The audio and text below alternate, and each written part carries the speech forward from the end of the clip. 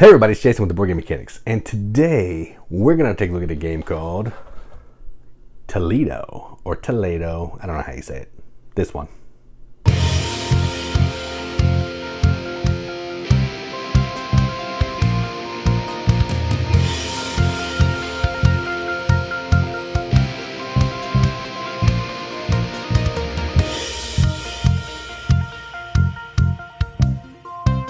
Toledo is a game designed by one of our favorites, Martin Wallace, published by Mayfair Games, plays 2 to 4 players in about 90 minutes. That's pretty long. I don't think it should take that long.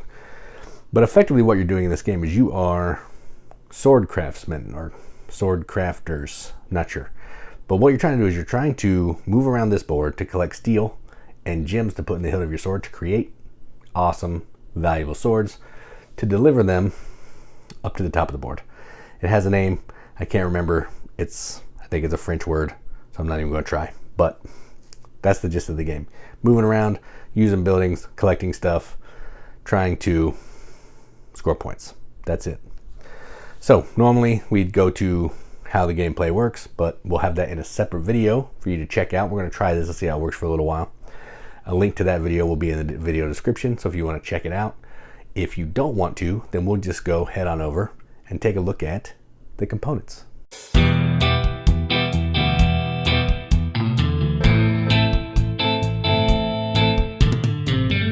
Now, this is a Mayfair game.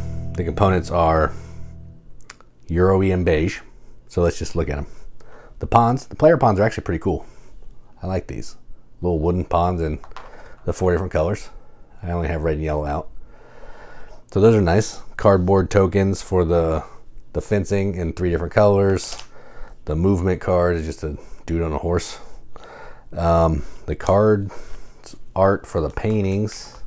These are all sleeved, but the paintings are, I think, legit paintings. I'm not 100% sure, but they kind of look like real paintings to me, but don't quote me on that.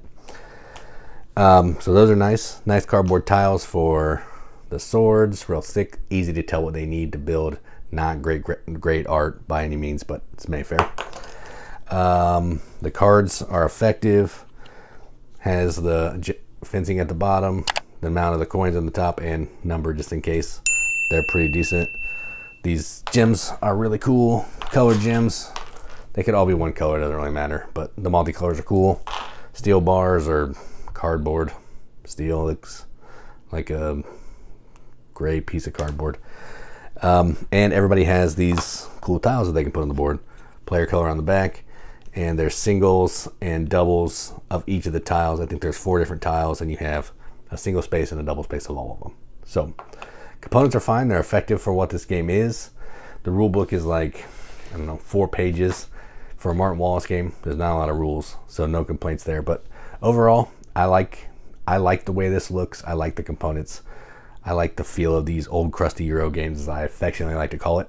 And this one definitely does not let me down from that standpoint. So components in my book are fine and good. Other people probably don't think so much, but they're not me. So that's what it is.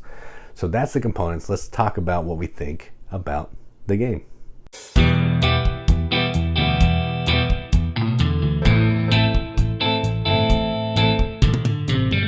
All right, so this game is a Martin Wallace game, and this is one of his lighter ones. Normally his games are about putting trains on the board, getting some kind of poverty or pollution or something.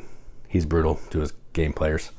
But this one is basically just almost like a roll and move game. You're playing a card for the value, and you're moving your bit to try to land on a building to get stuff to build swords. The interesting thing about this is players are working together to build the board by putting their own tiles down. So you want to get your tiles down because you want people to use them, so they give you cards. But you also want to be moving so you can start using buildings so you can get the stuff you need to build swords. So it's like this back and forth of when do you want to play your buildings, which row do you want to play it in. Down at the bottom it's going to get used more, you're going to get less cards. Up at the top it might not get used as much, but you're going to get a pile of coins, all that kind of thing. So a little bit of back and forth there. Then you're trying to figure out, do you want to collect all these tokens? Do you want to get the movement token so you can move farther without always having to play the same card, because that's pretty important. So there's actually a decent amount of decisions in this for what basically is a simple move around the board collect steel and gems to build swords. Now, this one's fun to build. It's hard to build, but this one's fun to build. So everyone's going to be vying for this. There's only one. There's 112. There's multiples of everything else. But yeah, so you're just fighting to get cards to move, go to different buildings, get your buildings out before everybody else so that you can be the most effective at building swords and delivering them to the corner of the board. That's it. I'm a huge fan. I love Martin Wallace. This one's probably one that you can get to the table more because it's easier to play, it's easier to teach, and it's easier to understand. And I appreciate all of those things. It's probably not my favorite one, but the fact that I can play it more really bumps it up, a few numbers, because I love Martin Wallace games, but I never get to play them because my game group doesn't like them. Katie likes London, that's about it, so we can play that one. She also likes this one, so we can play this one a little bit more, which in my book means something. So I'm going to give this a BGG accept the seal. This is going to get an 8 out of 10 on BGG, which is a 4 out of 5 wrenches on our arbitrary wrench scale. That means absolutely nothing, but we like to give it the games that we enjoy, and that's what I'm going to do. So that is Toledo from designer Martin Wallace, published by Mayfair Games. I'm Jason with the Board Game Mechanics, and as always, keep gaming.